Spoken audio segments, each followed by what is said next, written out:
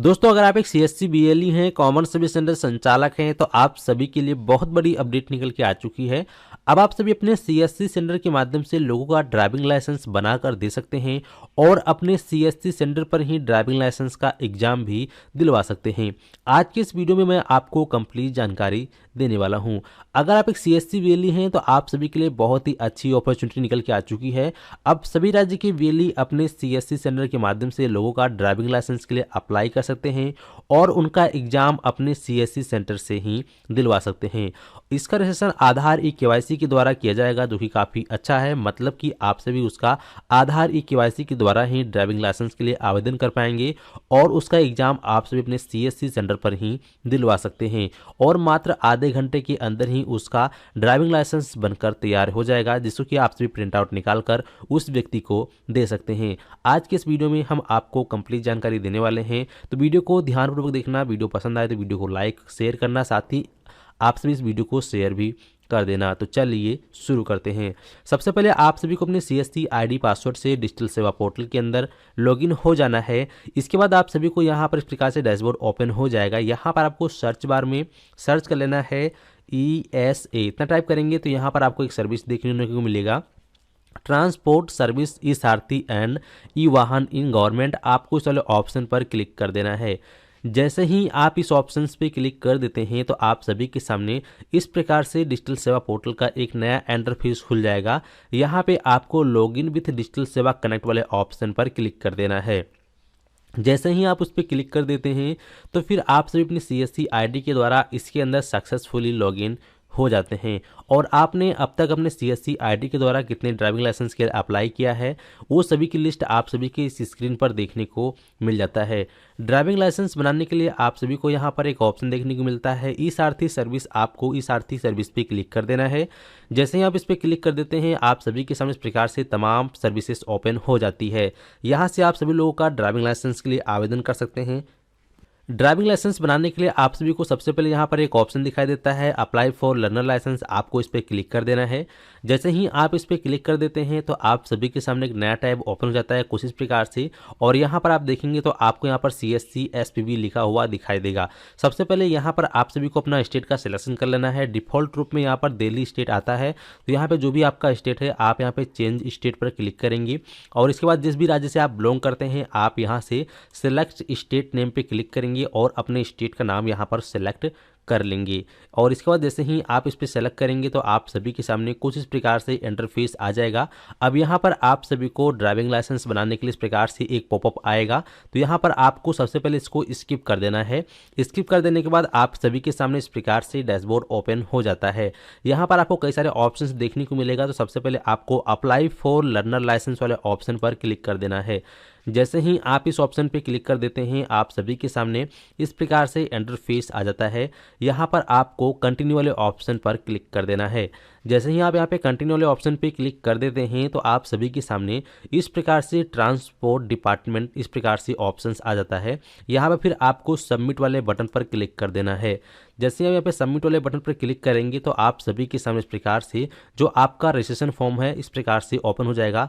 Step 1 में यहाँ पे बताया गया है कि आप सभी किस प्रकार से अपना ड्राइविंग लाइसेंस अप्लाई करना चाहते हैं। तो यहाँ पे आपको दो ऑप्शन देखने को मिलता है। पहला ऑप्शन है सबमिट व्यू आधार ऑथेंटिकेशन और सेकंड यहाँ पर सबमिट विदाउट आधार ऑथेंटिकेशन। तो अगर आप आधार ई केवाईसी के द्वारा बनाना चाहते हैं, कोई भी फिजिकल डॉक्यूमेंट सेंड नहीं करना चाहते हैं, बिना RTO जाए अपना ड्राइविंग लाइसेंस बनाना चाहते हैं, तो आपको सबमिट व्यू आधार ऑथेंटिकेशन का सिलेक्शन करना है। इसके बाद फिर आपको यहाँ पर सबमिट पे क्लिक कर देना है। एक बात का आपको ध्यान रखना है, जिस व्यक्ति का आप ड्राइविंग लाइसेंस के लिए अप्लाई कर रहे हैं उसके आधार कार्ड के अंदर मोबाइल नंबर का लिंक होना बेहद ज़्यादा जरूरी है। जैसे कि यहाँ पे साफ साफ बताया गया है आधार में नंबर का लिंक होना जरूरी है, तभी आप आधार ऑथेंटिकेशन ड्राइविंग लाइसेंस के लिए अप्लाई कर पाएंगे। इसके बाद फिर आपको यहाँ पर ओके पे क्लिक कर देना है। इतना क्लिक कर देते ही आप सभी के सामने इस प्रकार से इंटरफेस आ जाता है। यहाँ पर आप सभी को आधार को सेलेक्ट कर लेना है और इसके बाद यहाँ पर उस व्यक्ति का आधार कार्ड नंबर डाल देना है। जनरेट OTP पे क्लिक करना है और उस OTP को आप यहाँ डालेंगे जो उसके आधार में नंबर लिंक है। उस नंबर पर एक OTP गया होगा, उस OTP को आप यहाँ डालेंगे। नीचे आएंगे, इन तीनों बॉक्सों को आप टिक करेंगे और इसके बाद फिर आपको यहाँ पर ऑथेंटिकेट वाले ऑप्शन पे क्लिक कर देना है। जैसे ही आप यहाँ पे ऑथेंटिकेशन पे क्लिक करेंगे तो आप सभी के आधार कार्ड में जो भी डिटेल्स है ऑटोमेटिक फाइंड होकर आ जाएगा। यहाँ पे आपके आधार में जैसा फोटो वगैरह है, जैसा आपकी डिटेल्स है, वो सारी डिटेल्स आप सभी के सामने इस प्रकार से शो हो जाएगी। तो यहाँ पे फिर आपको प्रोसीड वाले ऑप्शन पर क्लिक कर देना है। जैसे ही आप यहाँ पे प्रोसीड वाले ऑप्शन पे क्लिक कर देते हैं तो आप सभी के सामने कुछ इस प्रकार से इंटरफेस ओपन हो जाता है।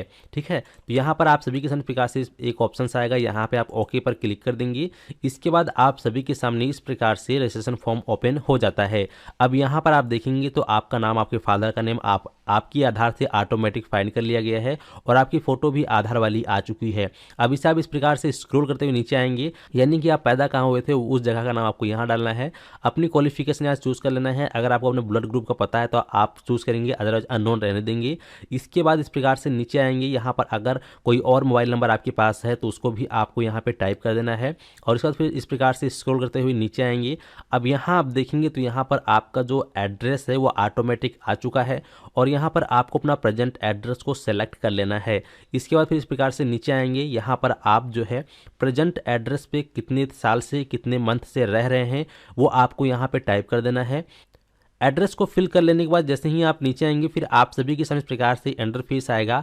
अब यहाँ पर आपको किस प्रकार का ड्राइविंग लाइसेंस बनवाना है, मोटरसाइकिल का बनवाना है या फिर 4 पहिया वाहन का बनाना है या ट्रक का बनाना है, जिसका भी बनाना है आप वहाँ से इसका सिलेक्शन कर लेंगे। जैसे कि मुझे सिर्फ मोटरसाइकिल का ड्राइविंग लाइसेंस बनाना है तो मैं यहाँ पे मोटरसाइकिल विथ गियर पे क्लिक करूँगा।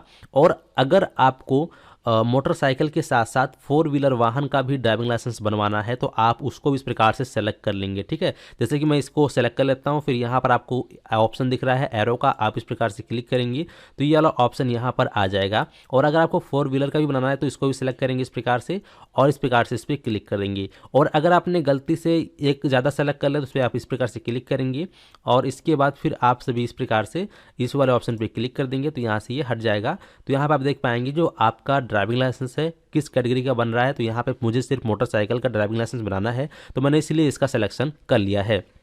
इसके बाद फिर आप सभी इस प्रकार से नीचे आएंगे। इसके बाद आप सभी नीचे देखेंगे, यहाँ पर आपको 2 ऑप्शन देखने को मिल रहा है। अगर आपने गाड़ी चलाने के लिए कहीं से ट्रेनिंग ली हुई है तो आप इस पे यस पे क्लिक करेंगे, अदरवाइज इसको ऐसे छोड़ देंगे। इसके बाद नीचे आएंगे, यहाँ पर आप सभी को एक ऑप्शन देखने को मिल रहा है डिक्लेरेशन का। यहाँ पे आप सेल्फ डिक्लेरेशन फॉर्म 1 पर क्लिक करेंगे। इतना क्लिक कर देते ही आप सभी के सामने इस प्रकार से एक पॉपअप ओपन हो जाएगा, जैसा कि अभी आप यहाँ पर देख सकते हैं। तो यहाँ पर आप सभी को यस नो करना है। जैसा कि यहाँ पर आप सभी देख सकते हैं, तो इनमें से आपको कौन सा यस करना है, किस पे नो करना है, इसके बारे में आप सभी को ध्यानपूर्वक देख लेना है। तो चलिए सभी को अपने सेल्फ डिक्लेरेशन को इस प्रकार से फिल करना है, जैसा कि हमने इस प्रकार से फिल किया है। आपको ध्यान रखना है, फर्स्ट में आपको नो करना है, सेकंड में आपको यस करना है। इस प्रकार से आप सभी को इसको चेक करके अच्छे से फिलअप करना है, कुछ भी गलत नहीं करना, नहीं तो आपका जो ड्राइविंग लाइसेंस है बनने में काफ़ी ज़्यादा समस्याएं उत्पन्न हो जाएगी। ठीक है, तो आपको इसका काफ़ी अच्छे से खास करके ध्यान रखना है। जिस प्रकार से हमने यहाँ पे टिक किया है इसी प्रकार से आपको भी टिक करना है। उसी प्रकार से नीचे आएंगे, यहाँ पे फिर आपको इस पर टिक करना है बॉक्स पे और यहाँ पर फिर आपको सबमिट पे क्लिक कर देना है। जैसे हम यहाँ पे सबमिट पे क्लिक करेंगे फिर आपको यहाँ पर ओके पर क्लिक कर देना है। ओके पे क्लिक कर देते ही आप सभी के सामने इस प्रकार से इंटरफेस आएगा। आपका जो फिजिकली सेल्फ डिक्लेरेशन था वो सबमिट हो चुका है। यहाँ पे फिर आपको बैक पर क्लिक कर देना है।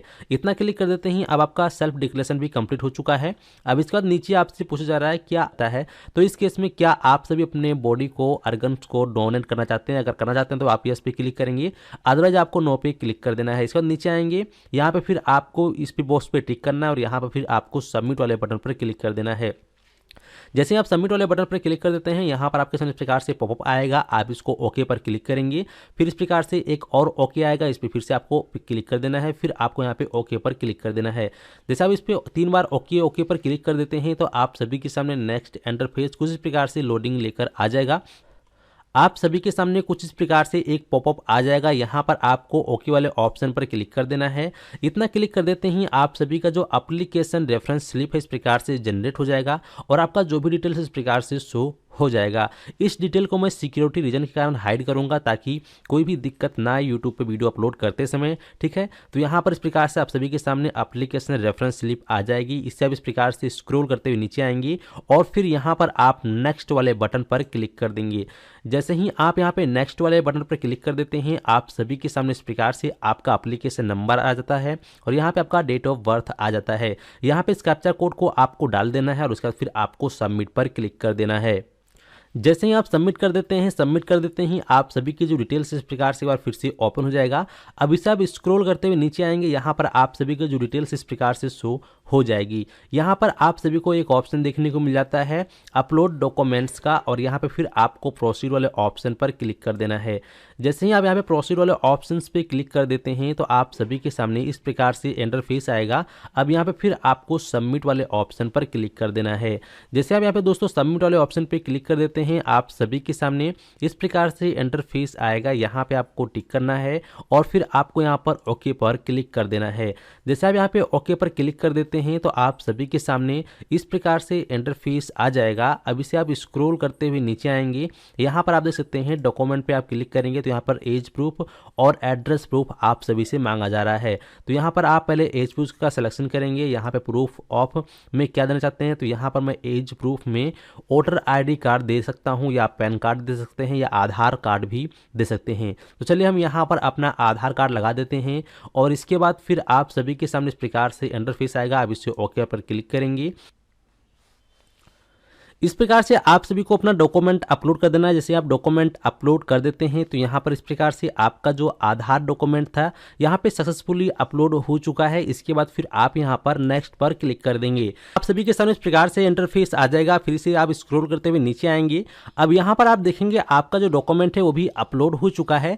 अब यहाँ पर आपको अपना एक फोटो और सिग्नेचर अपलोड करना है। इसके लिए फिर आप यहाँ पर प्रोसीड वाले ऑप्शन पर क्लिक कर देंगे।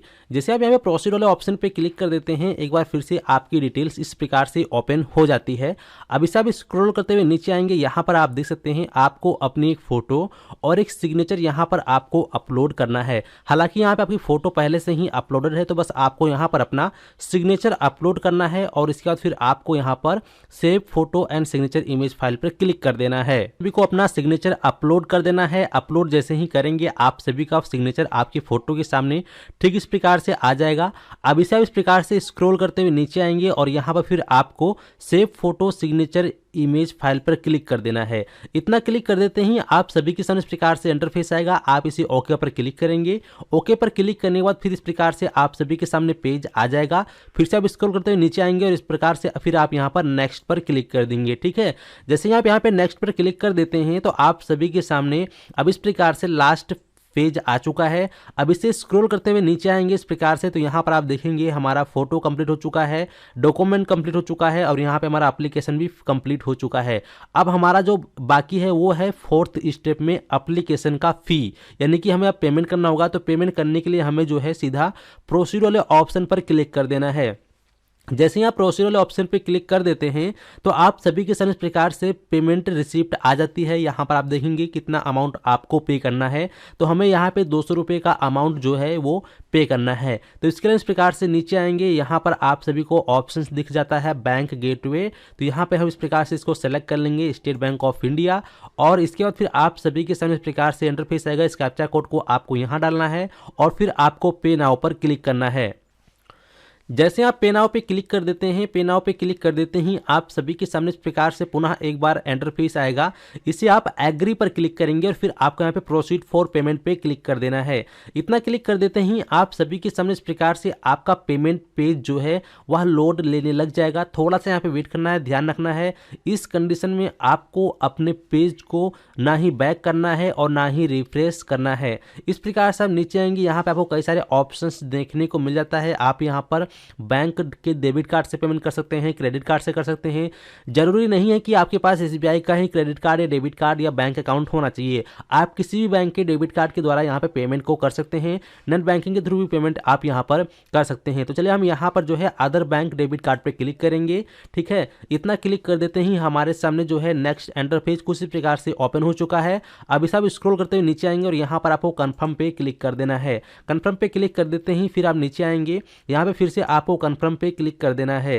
ठीक है, जैसे आप यहाँ पे कन्फर्म पे क्लिक कर देंगे तो अब आप सभी के सामने जो है पेमेंट पेज आ जाएगा। यहाँ पे आपको अपने कार्ड का नंबर डालना है, आपका कार्ड का जो भी एक्सपायरी डेट मंथ है वो डालेंगे, कार्ड होल्डर नेम यहाँ डालेंगे, सीवीवी यहाँ डालेंगे और जो भी यहाँ पर आपको कैप्चा कोड दिख रहा है यहाँ डाल के आपको पे नाउ पे क्लिक कर देना है। हमने जो है अपने यहाँ पे हमने जो है पेमेंट कर दिया है। पेमेंट कर देने के बाद आप सभी के सामने इस प्रकार से इंटरफेस आ जाएगा। ठीक है, यहाँ पे थोड़ा सा आपको वेट करना है, कहीं पर कुछ भी क्लिक नहीं करना है। इसके बाद आप सभी के सामने इस प्रकार से इंटरफेस आ जाता है। अब यहाँ पर आप सभी को click here for print receipt पर क्लिक कर देना है। इतना क्लिक कर देते ही आपकी जो पेमेंट की स्लिप है वह आप सभी के सामने आ जाएगी। आप चाहें तो इसको प्रिंट आउट निकाल कर अपने पास रख सकते हैं या PDF के रूप में भी इसको आप अपने पास सेव करके रख सकते हैं। तो चलिए हम इसको यहाँ पर सेव कर लेते हैं।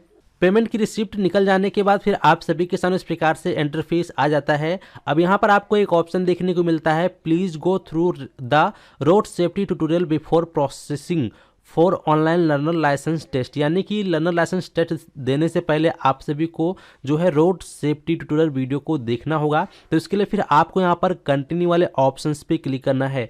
इसके आगे का जो प्रोसेस है मैं आपको नेक्स्ट वीडियो में बताने वाला हूँ, किस प्रकार से आप सभी अपना ऑनलाइन एग्जाम देंगे अपने CSC सेंटर पे या अपने घर बैठे ही इसका एग्जाम क्लियर कर सकते हैं। तो जो एग्जाम वाली वीडियो है मैं जल्द ही आप सभी के सामने लाने वाला हूँ। तो आप सभी प्लीज़ इस वीडियो को शेयर कर देना और कमेंट करके जरूर बताना, ताकि जल्द से जल्द मैं आप सभी के लिए इसका जो लाइव एग्जाम का वीडियो है ड्राइविंग लाइसेंस का आप सभी के सामने ला सकूं। तो चलिए इस वीडियो को समाप्त करते हैं। उम्मीद करता हूं कि आप सभी को अच्छे से समझ में आ गया होगा। धन्यवाद।